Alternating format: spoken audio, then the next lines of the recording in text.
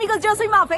Yo soy Diana. Yo soy Nando. Yo soy Cami. Yo soy Jesús. Y esto es ¡En el Crimen! Si quieres la seguridad total, ve a la cárcel. Allí serás vestido, alimentado y recibirás atención médica. Lo único que te faltará es la dignidad. La dignidad humana es uno de los derechos más importantes reconocidos al ser humano. Y pensar en la actualidad que una persona puede ser tratada de forma no digna es algo muy cuestionable. Pero esperen, toda esta importancia que se le da a la dignidad humana no surge a partir de la Declaración de los Derechos del Hombre. Este ha sido un trabajo arduo durante años, en los que se logra reconocer a nosotros como sujetos que tenemos dignidad humana y debe ser respetada. Por ejemplo, en la Edad Media el hablar sobre dignidad humana no era concebible, porque se usaban muchos mecanismos como la tortura y demás. Si no has visto nuestro video anterior en el que hablamos sobre la tortura, ve y lo miras, ahí hablamos más sobre eso. Es justo en la Revolución Francesa la que con sus postulados de libertad, fraternidad e igualdad abre espacio a que el ser humano debe gozar de dignidad humana. Posterior a esto ya podemos empezar a hablar de la importancia de los derechos humanos y que deben ser respetados y jamás vulnerados. Ya con el tiempo en la Ilustración encontramos filósofos como Kant, los cuales nos hablan sobre la importancia de que el individuo, el ser humano, nunca debe ser tratado como medio, sino siempre como fin. Hablemos del principio de la dignidad en Colombia. Primeramente, es necesario manifestar que este se constituye como piedra angular de la Constitución, del Estado Social de Derecho en su totalidad y del ordenamiento jurídico también. En lo que nos concierne, que es la normativa penal, este principio está consignado en el artículo 1 del Código Penal, el cual dispone que cualquiera que intervenga en un proceso penal será merecedor de un trato de respeto hacia esa dignidad humana que es inherente, innata e intrínseca al ser humano. Asimismo, dicho principio tiene un extenso desarrollo en la normatividad penal de tipo sustancial. Esto se evidencia en la multiplicidad de artículos que versan y hablan sobre la aplicación de la dignidad humana. Por ejemplo, lo dispuesto por el artículo 247 del Código de Procedimiento Penal, el cual se refiere a la inspección corporal. Esta es una clara manifestación y limitación a la aplicación del principio de la dignidad humana, porque las autoridades que llevan a cabo dicho procedimiento han de tener ciertos límites, ciertos cuidados a la hora de inspeccionar nuestros cuerpos para así respetar nuestra dignidad humana. En adición a lo ya mencionado, encontramos incluso referencias jurisprudenciales, como esa conocida sentencia proferida por la Corte Constitucional, la C-205 del 2003. En la cual se esclarece el significado del principio de dignidad humana, como ese respeto hacia la imagen de la persona, no solo como aquella propia o interior que esta misma concibe, sino también aquella que busca exteriorizar al mundo. ¿Alguna vez han preguntado cómo son las cárceles en Colombia? Bueno, déjenme contarles un poco al respecto. Uno de los mayores problemas que tienen las cárceles en nuestro país es el hacinamiento. Pero ¿cuáles son los factores que realmente contribuyen al hacinamiento? En primer lugar, tenemos la inadecuada infraestructura que poseen estas cárceles. Es tanta la cantidad de presos que hay que prácticamente es como si vivieran en una caja de fósforos. El cupo total de las cárceles en Colombia es de 80.373, pero realmente viven 123.424 presos, es decir, que más de 40.000 contribuyen al hacinamiento. Es más del doble de los peluches que iba a regalar Miniso en la actividad del Día del Amor y la Amistad en el Parque La 93. En segundo lugar, tenemos individuos que son metidos a prisión por delitos menores. Por ejemplo, ¿recuerdan el señor que fue metido a prisión por robarse un Maggi? Es totalmente absurdo. Por otro lado, tenemos los efectos que genera el hacinamiento.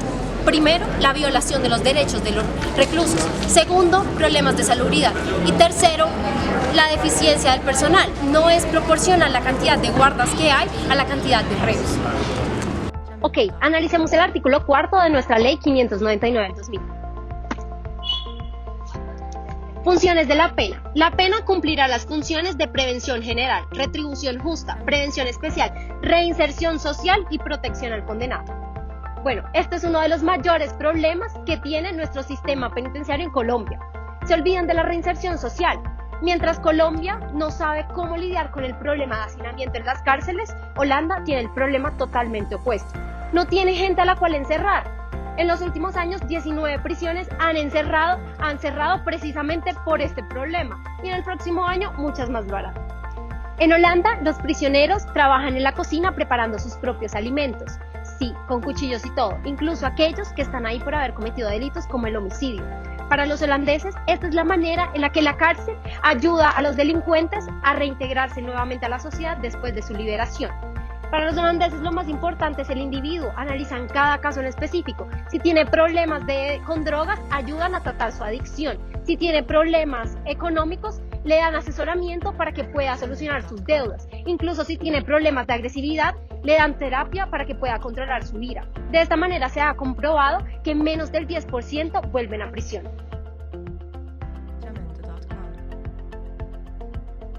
Nuestro sistema penitenciario debería pegarse muchísimo más al tenor del artículo 4 de nuestro Código Penal, enfocándose muchísimo más en la rehabilitación del individuo y en la reinserción social. De esta manera, reduciríamos el problema de hacinamiento en nuestras cárceles.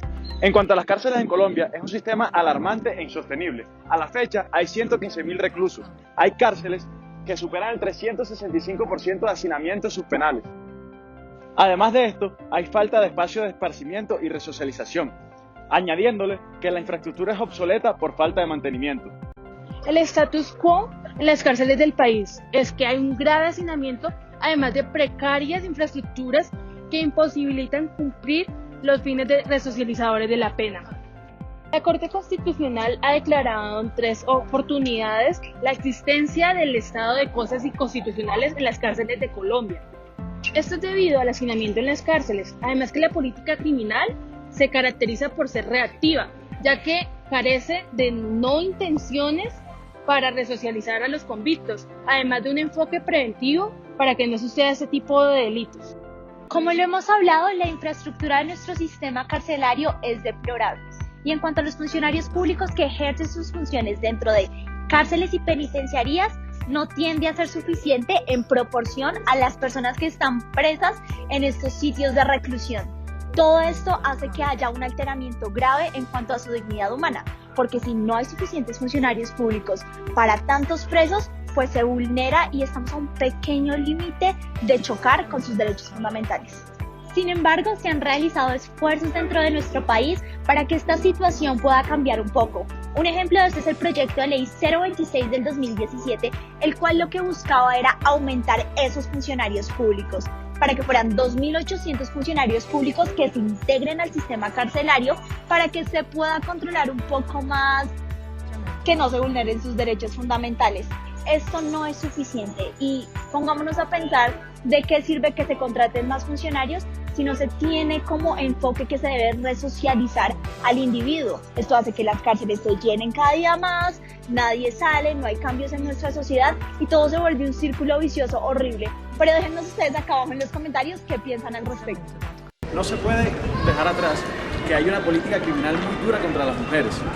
Como señaló la Corte Constitucional, el problema de la crisis carcelaria va más allá del hacinamiento, es decir, este no se soluciona solamente con la construcción de cárceles.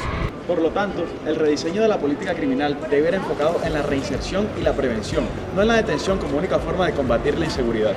Por ejemplo, en el caso del modelo punitivo de la política antidrogas, este ha recaído fuertemente sobre las mujeres. Según un informe del Departamento de Justicia, el 50% de las mujeres que están privadas de la libertad lo están por microtráfico. Esta alternativa la realizan las mujeres como única forma de subsistir, ya que el 93% de estas son madres y el 52% son madres cabeza de hogar.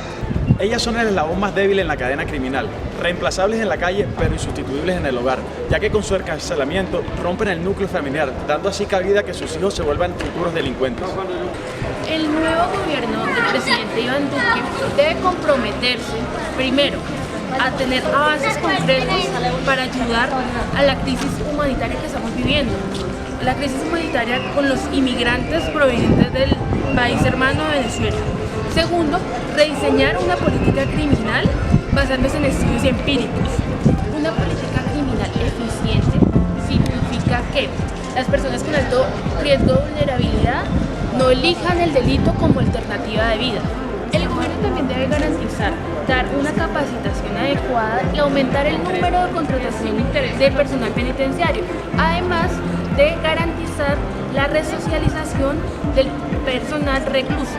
Todo lo que les contamos es la realidad que se vive hoy en día en Colombia, fallas a nivel funcional y demás cosas, pero queremos que ustedes nos cuenten qué piensan. Déjenos aquí abajito en los comentarios si les gustó o no el video, regálenos un like y suscríbanse.